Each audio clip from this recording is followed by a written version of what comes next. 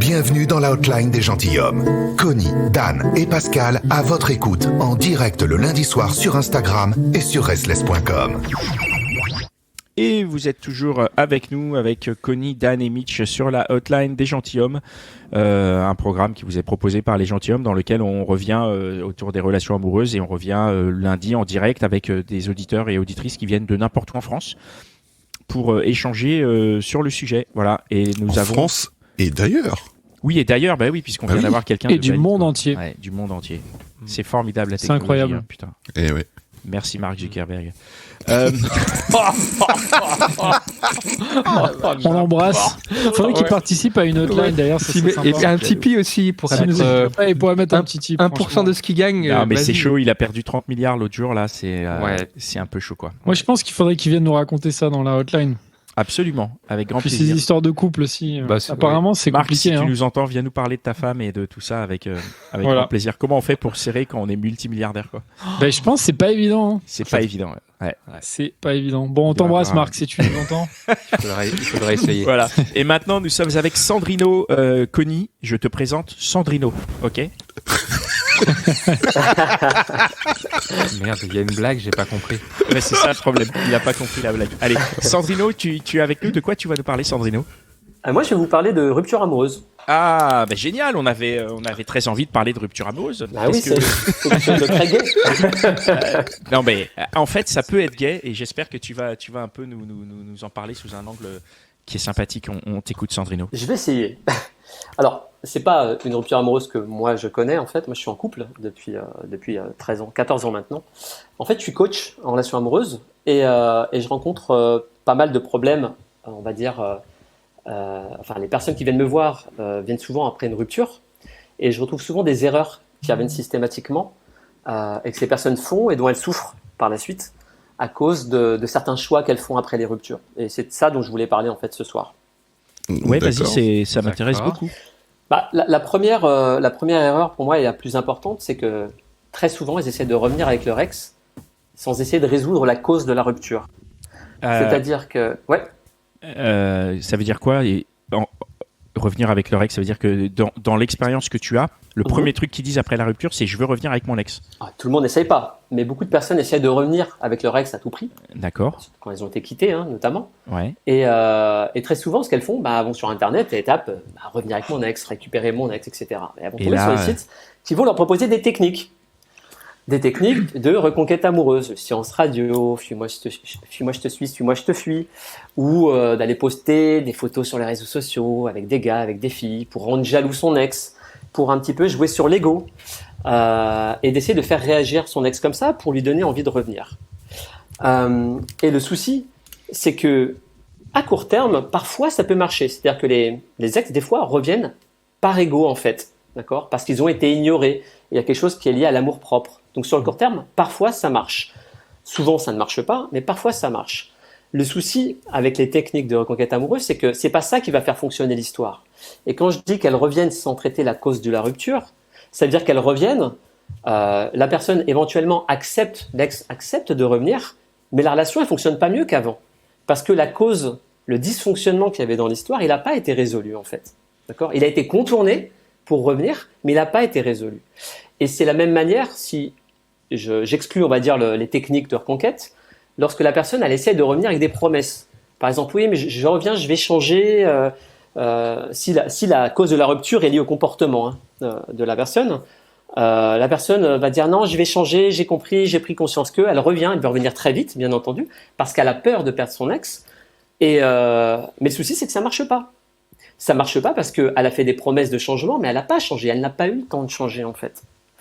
Et là où je veux en venir, c'est qu'on essaie toujours de revenir, quand on essaie de revenir, bien sûr, il y a des personnes qui ne reviennent jamais, mais quand on essaie de revenir avec un ex, on essaie de revenir trop vite, on essaie de revenir à tout prix, on essaie de revenir en ne réfléchissant pas, en ne prenant pas de recul en fait. Et pour moi, la première chose à faire, d'abord, après une rupture, c'est de se poser la question, est-ce que cette histoire vaut le coup de se battre pour ? Est-ce que cet ex vaut la peine ou pas ? Eh oui. Et comment, ouais. C'est une excellente Qu'est-ce que question, c'est ça. Et c'est quoi les réponses? Comment on Bah trouve non. les réponses? En fait, moi, ce que je remarque, alors c'est rigolo parce que bon, vu que j'ai des vidéos. Avec Pascal, Ah ouais. c'est vite Ouais. expédié. Hein. Ouais. C'est Non, juste mais- répondu, comme il disait. Non, ce qui est intéressant là, sur ce sujet-là, ce qu'il vaut le coup, c'est que très souvent, il y a des personnes, soit sur mon blog, soit sur ma chaîne YouTube, qui disent, il y a des personnes qui essaient de revenir et d'autres qui disent jamais revenir avec un ex, ce serait comme ravaler son vomi, des choses comme ça. Donc ils ont des idées bien arrêtées. Moi, dans mon parcours de vie amoureuse, j'ai eu des histoires avant cette histoire qui dure depuis 14 ans, j'ai des histoires de 1 à 3 ans, j'en ai eu plusieurs. Donc pas des petites ruptures, mais des moyennes ruptures, on va dire. J'ai pas forcément cherché à revenir, mais je trouve qu'il y a certaines ex qui auraient valu le coup, en fait. Pas forcément que je me batte pour, parce que si ça fonctionne pas, c'est qu'il y a une raison qui fonctionne pour laquelle ça fonctionne pas. Mais en Mais quoi pour moi, je suis pas valu assez le coup catégorique là-dessus. C'est On peut quoi que tu revenir avec un appelles, ex. c'est quoi que tu mauvais. appelles valoir le coup? Non, Pourquoi valoir ils le auraient valu coup, le coup par exemple, valoir le coup, c'est que la personne est tout à fait bien, on va dire, c'est quelqu'un pour laquelle on a des sentiments, elle a peut-être des sentiments, elle a des sentiments pour nous, Ouais. on a des valeurs qui sont communes, ça pourrait fonctionner, mais il y a quelque chose qui nous empêche de réussir cette histoire. D'accord ? Moi, par exemple, dans certaines histoires, c'était la distance. Ouais. Je pouvais pas, j'avais souffert d'une relation à distance, j'étais ressorti avec quelqu'un par la suite qui était dans une relation à distance, et j'en ai souffert, et cette personne, elle était encore en train de faire des études, elle savait pas où elle serait, ça prendrait 4 ans de plus, et cette personne, j'aimais vraiment qui elle était, mais c'était compliqué. L'histoire était compliquée. C'était pas Oui, mais ma relation j'ai envie avec de te elle. dire, la rupture, elle est liée à des problèmes logistiques. Là. C'est pas parce qu'il y a une À quoi était liée la incompatibilité. rupture? On ne sait pas à Oui. quoi était liée la rupture là. Oui, bien sûr. Non, mais dans certains cas, ce que je veux dire, c'est que dans certains cas, là, c'était logistique, bien entendu. C'était pas lié à nous. Mais dans d'autres cas, ça peut être lié à des comportements. Ça peut être lié à de la jalousie, à de la dépendance affective, à une peur de s'engager. Enfin, il y a beaucoup de raisons qui font que. Mais justement, À une envie d'aller pécho ailleurs, non? Ça sort jamais cette raison. Excellente raison, ça. Ça arrive dans les relations très longues. Oh, ça peut. Bah, très Attends, long, très long, c'est subjectif. Attends, Hein. 3 semaines quoi. Ça C'est dépend. hyper subjectif tout Ouais. ça. hein. Voilà, c'est Ouais. très le long de Dan et le long de Connie, c'est pas la même. Mais Bah quelle oui, image voilà, c'est donnez-vous pas des tellement- hommes, les gars? Mais pas du tout, on parle Non, pas du tout d'homme, on parle on parle de en nous, là. général. Alors là, on parle parle pas, d'amour. non. Quand je dis aller voir ailleurs, c'est aussi bien le fait de n'importe qui. Enfin, tu vois, c'est pas. Oui, il y a bien pas sûr. de- Non, ce que il y je a veux pas dire, c'est d'émission que- de jugement liée au sexe du participant dans l'aventure, quoi. Bien sûr. Alors, alors Sandrino, Oui. est-ce que tu es en train de nous dire que si on doit reprendre contact avec une ex, il vaut mieux aller chercher une vieille ex parce qu'on aura eu le temps de changer nous et elle aussi? Non, pas forcément. C'est pas parce que l'histoire est plus ancienne. En fait, c'est tout simplement de se poser les bonnes questions, de revenir avec des personnes avec qui ça peut fonctionner, en fait. Il y a des personnes qui essaient de revenir avec des ex alors que la personne n'est pas la bonne pour elles. C'est-à-dire que soit elles veulent pas les mêmes choses, soit il y a une incompatibilité, parfois des incompatibilités de valeurs, soit parfois elles reviennent alors que leur ex les rabaisse, n'ont pas un comportement qui est bon pour elles, Ouais. mais elles reviennent sur l'émotion à cause de certaines peurs, des peurs Est-ce qu'il y a des d'être personnes qui reviennent parce que leur ex c'était un bon coup et qu'il y avait une entente sexuelle de folie Oui. et que tu Ouais, apparemment, dis, ça arrive souvent. Ça. Ouais, c'est possible. C'est une bonne raison quand même, ça, non? C'est une bonne raison, mais souvent elles sont attachées avec des sentiments à travers le sexe en fait. Ouais. T'as quand même des sentiments. Est-ce qu'on n'est pas un peu, quand on a été largué comme ça, est-ce qu'on n'est pas un peu la dernière personne à juger de ce qui est bon pour nous, si on doit revenir avec l'ex ou pas? Ah ben qui peut être la bonne personne si c'est pas nous? Enfin, je veux dire, c'est nous qui devons faire ce travail de réflexion sur notre vie. Alors, Après, nos amis, si tu poses la question à tes amis, chacun va te donner une opinion différente. Alors parfois, les amis sont de bons conseils, hein, bien entendu. Surtout quand. Sandrino, du coup, si on retourne la question, on a compris les mauvaises raisons. Mais alors, comment savoir si ça peut fonctionner quand on doit revenir? C'est quoi les indicateurs? C'est quoi les questions à se poser? Pour moi, c'est est-ce que la personne a des sentiments pour moi? Je vois pas l'intérêt de revenir avec quelqu'un qui a pas de sentiments pour moi. Mhm. 2, c'est est-ce que cette personne me respecte? Comment Ouais. tu fais pour Ça savoir veut si une dire quoi, personne a ça des sentiments pour toi? Comment tu fais pour dire si la personne a des Non, sentiments? comment tu fais pour le savoir? Ouais, comment tu fais? Ça veut Bah, dire quoi? la Tu te poses personne- devant elle, tu lui dis est-ce que tu as des sentiments pour moi? Et la personne elle va dire oui, non? Ou enfin, comment La ça personne, se passe? généralement, elle te le dit, ou sinon, quand elle a plus de sentiments, elle te le dit. Parfois, c'est confus. Ouais, je suis pas sûr, c'est ça, hein. problématique. Ouais, moi je pense que c'est pas aussi clair que ça, parce qu'il y a des fois il y a des personnes qui ont des sentiments mais qui vont dire qu'ils en ont pas parce que bon bah tu vois. Ou des fois l'inverse. Attention, L'inverse, je dis pas que ce facteur il est déterminant. Pour moi, si la personne n'a pas de sentiments, c'est éliminatoire. On va partir à l'envers. Maintenant, ça suffit pas, parce que je connais des personnes qui disent, qui quittent leur femme pour aller voir dans une nouvelle relation quelqu'un d'autre, par exemple au boulot, ils sortent avec quelqu'un. La femme d'un ami. Ouais, exactement. Non, c'est plutôt au boulot généralement. Et ils disent, j'ai encore des sentiments pour mon ex, encore des sentiments pour elle, mais ils veulent pas revenir en fait. Donc, bon, on peut pas se baser juste sur les sentiments. Ce qui est important, c'est qu'est-ce qu'on a envie. Est-ce qu'on a envie de passer du temps? Est-ce qu'on a envie de construire? Est-ce qu'on a envie de se donner les moyens de réussir? Et là, le critère, c'est qu'il faut être 2 pour le vouloir. D'accord? Parce que si ton ex, il veut pas de toi. Ah oui. Ça peut être 3. Voilà, ça dépend de la relation, quoi. Ah, y revenir pour un bon petit plan à 3, c'est sympa, quoi. ça fait du changement, tu vois. Mais si tu es la seule, souvent, c'est le problème, il y a des personnes qui me disent, mais Sandrino, je vais revenir avec mon ex, je suis sûr que ça peut fonctionner. C'est du gâchis. Je suis sûr que ça peut fonctionner. Je dis, ok, mais est-ce que ton ex, il veut revenir? Non. Je dis, tu veux te battre contre sa décision? Tu te respectes pas et tu ne respectes pas la décision de ton ex en faisant ça.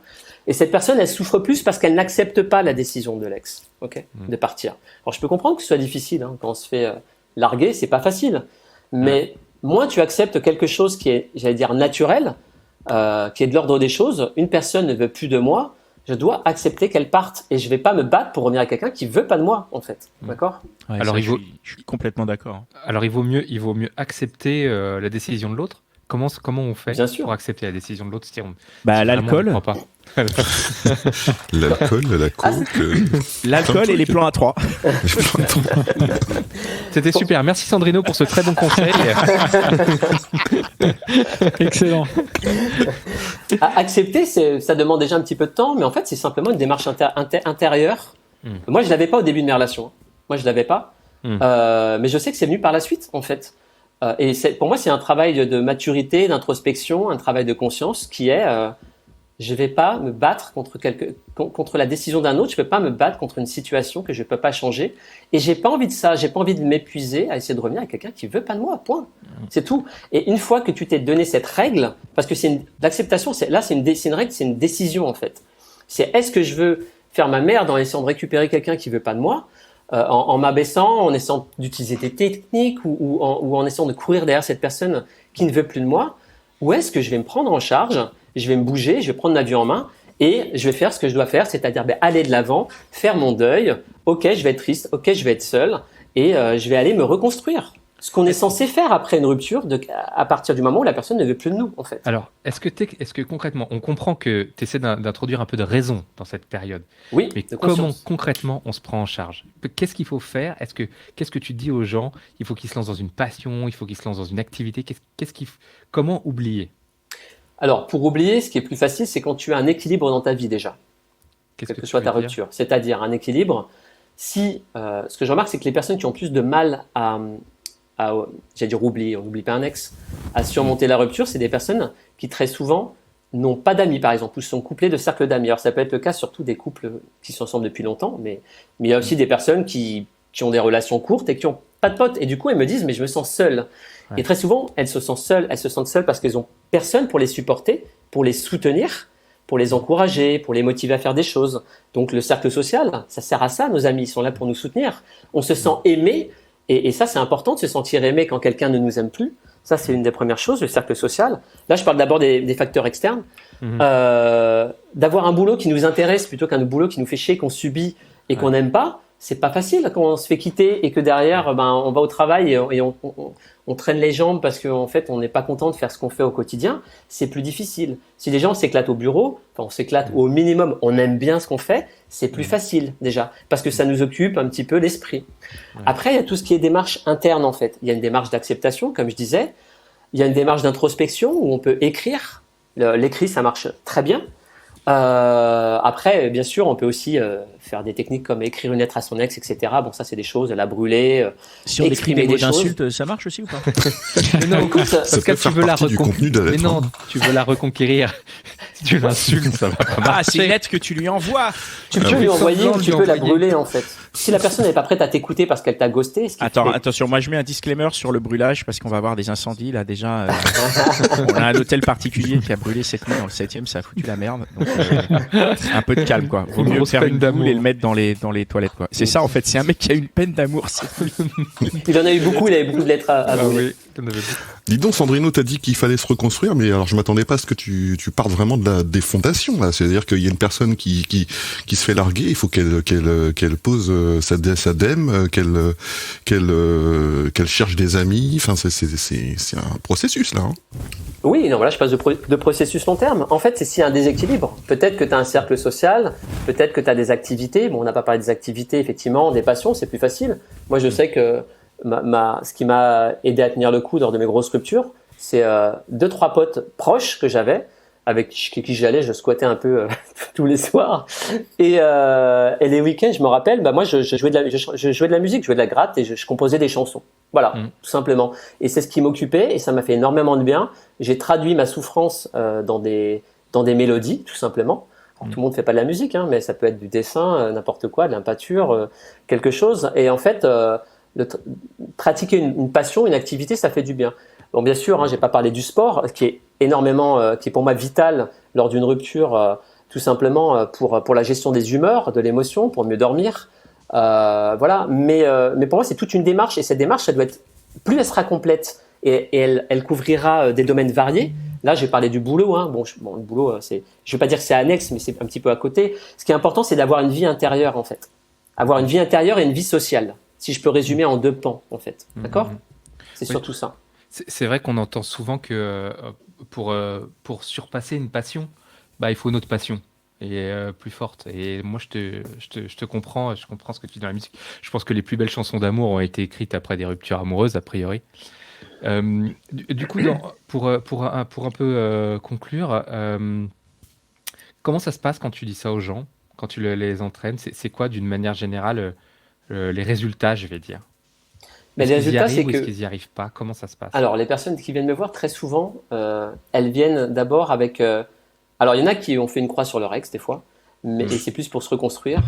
Et il y en a pas mal qui me disent, quand je suis venu, alors surtout dans une de mes formations, c'est un programme d'accompagnement sur plusieurs mois, ils me disent, quand je suis venu, je voulais revenir avec mon ex.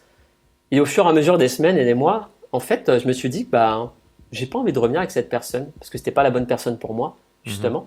Et à la base, je voulais revenir c'était l'émotion qui parlait, mais en fait, je sais que c'est pas la bonne personne pour moi. Et elles apprennent à s'aimer un peu plus, à avoir confiance en elles, à se respecter. Et ce qui fait le changement, le switch entre je veux revenir avec le côté émotionnel vers je peux avoir envie de revenir, hein, mais ce sera en conscience, parce que je pense que c'est une bonne chose pour moi, ou peut-être que je prends conscience que c'est pas la meilleure chose à faire pour moi. Et je préfère trouver quelqu'un d'autre avec qui je serai mieux, qui correspondra plus à mes attentes et mes besoins. Ouais. D'accord ? Juste pour terminer, mais il y a un petit point dont on n'a pas parlé. Il y a peut-être aussi une question. Il n'y a pas la question de la facilité aussi, d'essayer de revenir vers quelqu'un qu'on connaît a priori bien. Ouais. Ce que je leur dis aussi, c'est que les décisions qui sont les meilleures pour nous, très souvent sur le long terme, ce sont celles qui sont les plus difficiles sur le court terme à prendre, en fait. C'est-à-dire que sur le court terme, c'est plus facile de se tourner vers son ex. Mais si l'histoire elle est pas bonne pour toi, sur le long terme, tu es perdant parce que tu seras pas heureux. Et je connais beaucoup de gens de personnes qui reviennent avec leur ex, alors qu'elles étaient frustrées dans leur relation, elles n'étaient pas heureuses, mais elles reviennent parce que c'est plus simple de revenir plutôt que de reconstruire et repartir à zéro. Ouais. Et qui éventuellement restent après par ego ou parce qu'ils ont réussi et qui sont par flemme, non ? Par habitude, en fait. Mais non, parce que elles restent parce que c'est plus facile et que c'est compliqué de repartir à zéro. Ouais. Mais alors que si tu repars à zéro, tu as plus de chances de trouver la bonne personne pour toi sur le moyen et long terme, en fait, tout simplement. Ouais. Donc tu te coupes tes opportunités de bonheur en voulant rester avec la personne qui n'est pas la bonne pour toi. Ouais. C'est ça le truc. Donc une fois que tu le comprends, tu peux essayer de changer un petit peu d'état d'esprit. C'est pas facile, mais pour moi, de toute façon, ça demande de la conscience. On peut appeler ça de la raison, mais j'aime bien le terme conscience, en fait. Ouais, je comprends. Ok. Merci beaucoup, Sandrino. C'est très Merci intéressant. À vous. Merci pour ces bons conseils, Sandrino. Je suis sûr qu'il y a plein de gens. Vous avez un problème, venez me voir. On va tâcher de faire ça. Merci beaucoup. Merci, à bientôt. Allez, gros bisous. Merci à toutes et tous de nous écouter. C'était la hotline des gentilshommes. Ah, c'est pas fini. C'est pas fini. C'est pas mal. Et il nous reste une perle en plus derrière. Oh là là. Ouais, on finit, on garde toujours le meilleur pour la fin. Allez, on s'en va un petit gueule et on y retourne. La hotline des gentilshommes. Connie, Dan et Pascal à l'écoute de vos coups de cœur, de vos coups de gueule, de vos histoires sentimentales et de vos histoires de cul. C'est maintenant.